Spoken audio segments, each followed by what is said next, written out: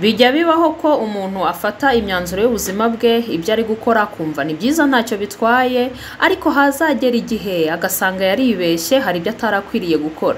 Niyo mpamvu rero uyu munsi tuje kwibukiranya cyangwa kuvuga ku mategeko 10 abagore cyangwa abakobwa baba bakwiriye kwitondera ndetse no kwibuka mbere yo kugira ikindi bakora. Ibi ngibi twabikuye ku rubuga rwa Love, Affection and Psychology, bikaba byaranditswe na Ayaz Ali. Nk'ibisanzwe kandi njyewe ugiye kubibutsa kuri aya mategeko 10 ndi Rainy Lioness.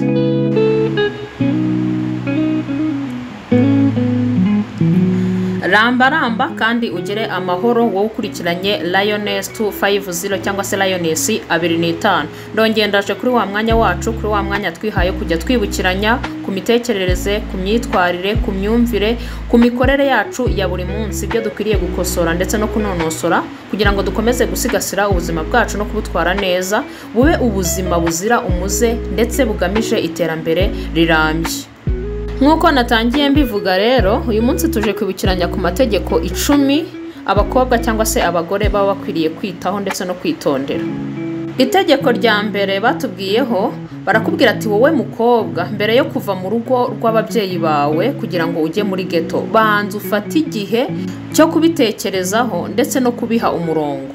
Yego iterambere rigenda riza, usanga kenshi abana b'abakobwa iyo barangije nko kwiga segonderi ni nk'urugero bava mu rugo iwabo bakajya kuba muri ghetto bakajya kwibana. Ariko muri aya mategeko nk'uko Ayaz Ali yabitwandikiye, yaravuze ati banza ubihe umurongo, ufate igihe ujye muri iyo ghetto, ujye kwibana cyangwa ujye kuba ahandi ufite impamvu ifatika mbere yo kuva ku babyeyi bawe cyangwa se kuva mu rugo rwaho urererwa. Buriya umwana w'umukobwa kugira ngo yibane ntabwo ari kimwe nk'umuhungu. Ku mukobwa biragoye kuko ntabwo aba afite umutekano wuzuye, aba akeneye gucungirwa umutekano. Niyo mpamvu rero ku mukobwa biba byiza abanje gufata igihe ndetse no kubitekerezaho cyane mbere yo kuva mu rugo rw'ababyeyi be. Abenshi bazi n'ubwenge buriya ntago bajya bapfa kuva mu rugo rw'ababyeyi babo, bahava ari uko bagiye gushinga urundi rugo rwabo cyangwa se bagiye mu wundi muhamagaro runaka. Itegeko rya kabiri yatwandikiye, yaratubwiye ati ntugategereze kugira umugabo kugira ngo ubeho ubuzima bwawe, ushobora kubaho mu byishimo byuzuye ku giti cyawe. Ahangaha twabisanisha no kuvuga ko kubaho ubuzima bwawe bwuzuye bufite ibyishimo ntago bigomba gushingira ku wundi muntu, ahubwo wowe ubuzima bwawe nibwuzura bukagira ibyishimo, n'uwo muzaba muri kumwe n'uwo muzabana nawe muzabanaho mu buzima bwishimye kandi bwuzuye. Rero niba utegereza ko umugabo azaza akaba ari we wuzuza ibyishimo ubuzima bwawe, bizagorana kuko ibyishimo bya mbere biva mu muntu ku giti cye, ntago biva hanze, ahubwo hanze haza ibitwambura bya byishimo tuba dufite. Itegeko rya gatatu baratubwiye bati we mukobwa cyangwa mugore, guma kure y'inzoga cyangwa se n'ibiyobyabwenge muri rusange. Ubusanzwe inzoga ndetse n'ibiyobyabwenge ni ibintu byangiza umuntu mu buryo bwose, mu buryo bw'umubiri ndetse n'imitekerereze cyangwa se n'imyitwarire. Kandi uzarebe ukore n'ubushakashatsi, iyo bari kuvuga bati ibijyanye no kunywa inzoga batanga ibipimo bikwiriye gukoreshwa, igitsina gore bababwira ko bagomba gufata igipimo kiri hasi cyane ugereranije n'abagabo. Niba rero ari uko nguko biba bimeze, wowe mugore iyo bikugezeho bisya bitanzitse, ukwiriye kubyitondera, ukwiriye kubijya kure kubera ko bizakugiraho ingaruka cyane kurusha umugabo. Itegeko rya kane Ayaz Ali yanditse, yaravuze ati wowe mugore cyangwa mukobwa ntukitabe telefone utazi cyane cyane nijoro, kuko sibyo bizagufasha kubona uwo muzubakana cyangwa se kubona umukunzi. Ahangaha si ukwitaba telefone gusa bishatse kuvuga, ahubwo na kwa kundi umuntu ajya ku masosho media akabonaho abantu, akenshi murabizi ko hari ahantu hazaho n'abatekamutwe, bijya bibaho rwose ugasanga abantu barabatuburiye bikarangira ibintu bibaye bibi kurushaho. Yego birashoboka pe ushobora kuhakura umuntu wenda mukaba mwabana mukanakundana mugakora ubukwe, ariko ntago biba byizewe 100%. Niyo mpamvu rero batubwira bati telefone za social media za nijoro cyane cyane ntago ari nziza, ntago zizagufasha kubona uwo muzabana wa nyawe. Dukomeje n'itegeko rya 5 Ayaz Ali yanditse yaratubwiye ati rya ibyujuje intungamubiri, rya neza. Abantu bazi ubwenge cyangwa se abantu bateye imbere mu bijyanye n'imyumvire bavuga ko fresheri bazirya batazisiga. Niba urya neza ibintu byujuje intungamubiri bituma unasa neza, ugakora neza, imitekerereze yawe ikagenda neza. Niyo mpamvu rero twebwe nk'abakobwa cyangwa abagore batubwira bati mujye murya neza, kandi kurya neza ntago ari ukurya bya bindi bikwicira umubiri, ahubwo ni bya bindi bifite intungamubiri zuzuye nk'uko tujya tunabyibukiranya. Aha akomeza anatubwira kandi ati ntukirengageze gufata ifunguro rya mu gitondo kandi ntukajye ufata ibirimo isukari cyane. Hari akandi kadefo abakobwa cyangwa abagore bajya bagira ko kuvuga ngo biyicishe inzara ngo nibwo bari butere neza. Oya, kwicisha inzara ntago ari byo bituma umuntu atera neza, ahubwo bikwambura imbaraga z'umubiri.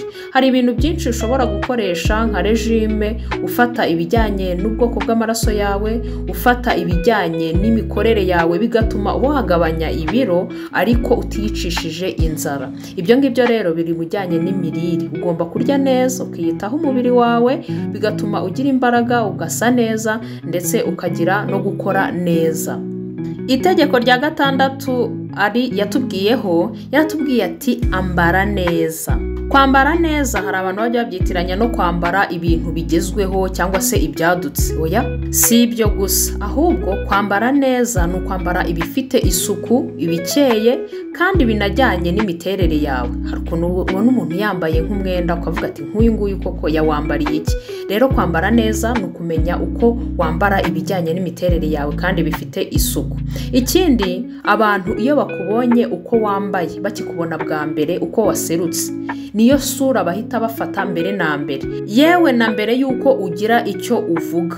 Hari isura baba bahise bakubonamo, hari urwego baba bahise bagushyiramo. Rero uko ugaragara mbere na mbere ugomba kubyitaho. Itegeko rya 7 Ayaz Ali yatwandikiye yaravuze ati ntugatekereze ko gukora imibonano mpuzabitsina cyangwa se kuryamana n'umuntu bisobanuye ko mukundana. Ushobora gukora imibonano mpuzabitsina n'umuntu nyuma yaho akagenda rwose nkaho nta n'icyabaye. Buriya ku gitsina gabo imibonano mpuzabitsina ntago bivuze ko baba bakunze uwo bayikoranye nawe. Oya, muri kamere yabo bakunda kugira irari riri hejuru kuko ariko bateye, niyo kamere yabo. Rero kuba bakorana imibonano mpuzabitsina n'umugore mu gihe runaka si ukuvuga ko bakundanye. Rero nawe mugore ugomba kumenya ko gukora imibonano mpuzabitsina atari iturufu yo kuvuga ko umuntu agukunda cyangwa se yagukunze. Oya, birashoboka ko mwabikora bikarangirira aho ngaho rwose ntamenye ko yigeze no kukumenya. Itegeko rya 8 Ayaz Ali yatubwiyeho ngo ntugashyingirwe n'umuntu kubera ko afite amafaranga cyangwa se ubutunzi. Iyo bigenze gutyo, wowe mugore wisanga umeze nk'igikoresho umugabo atunze. Iyo ugiye kubera ukurikiye amafaranga, atari uko mugiye gushyira hamwe, atari uko mukundanye, icyo gihe uzaba uhindutse igikoresho cya nyiri amafaranga. Kandi ku bakobwa ibi bintu bakunda kubigwamo rwose, ugasanga ashingiwe n'umuntu adakunze ngo kubera ko afite ubutunzi, kubera ko afite amafaranga, nyuma ugasanga nta byishimo agize mu rugo, ahubwo ari gushaka ukuntu atandukana. Mbese harimo n'ababihinduye business, kubana n'umuntu ufite amafaranga, yamara kugerayo agahita atandukana nawe kugira ngo atware kuri ya mafaranga. Ibyo bintu rero ntago bizaguha umutuzo, nta nubwo bizaguha kwishima, ahubwo uzahora wumva kuri igikoresho cy'uwo muntu nyira amafaranga cyangwa nyiri ubwo butunzi. Wa mukobwa we, wa mugore we, ukwiriye kwitondera ibi bintu mbere yo gushyingirwa, mbere yo gushaka umuntu. Ntiwumve ko ujyanwe n'ayo mafaranga cyangwa se n'ubwo butunzi. Itegeko rya 9 Ayaz Ali yavuzeho yaratubwiye ati ugomba kwita ku murimo wawe, ku byo ukora, ukagerageza kwiyungura ibiguteza imbere. Ntukiringire ko umugabo azakemura ibibazo byawe byose. Akangaka ko ntekereza ko abagore bagenda bakumva cyane, kubera ko muri iki gihe usanga abagore barahagurutse bakunda gukora bashaka guteza urugo rwabo imbere. Ariko abagifite iyi myumvire yo kumva ko umugabo ari we ushinzwe gukemura ibibazo by'umugore, iyo myumvire ibikwiriye kugabanuka cyangwa se no gushira kugira ngo ubashe kwiteza imbere no kubaho bwa buzima bwawe bwuzuye kandi ubuzima bufite ibyishimo. Kubera ko bizakugora mu gihe ugitega amaboko undi muntu ngo aguhe buri kantu kamwe kose. Itegeko rya 10 ari naryo rya nyuma Ayazi Ali yatubwiyeho, yaravuze ati ubwiza si buri cyose. Niba wumva ko ubwo bwiza bwonyine ari bwo ufite, ukumva ko ari bwo buzakugeza ahantu hose cyangwa se buzagukorera buri kimwe cyose, utekereze ko buzashira, hari n'uzaza abukurusha ubundi afata umwanya wawe. Ni bimwe bavuga bati ubwiza bw'umukobwa bumugeza ibwami, ariko ubwenge bwe nibwo butuma agumayo. Ubwiza budafite ubwenge ntacyo bumaze. Nibyo nakwibutsagaho rero uyu munsi, nibe wumva hari icyo wungutse usangize abandi ibi twibukiranyijeho. Ikindi niba ari ubwa mbere ugeze aha ngaha usige ukoze subscribe, kandi wanakwandika muri comment ibyo twakibukiranyaho. Ikindi ukande no kuri like. Tuzasubira ubutaha rero. Ciao, bye.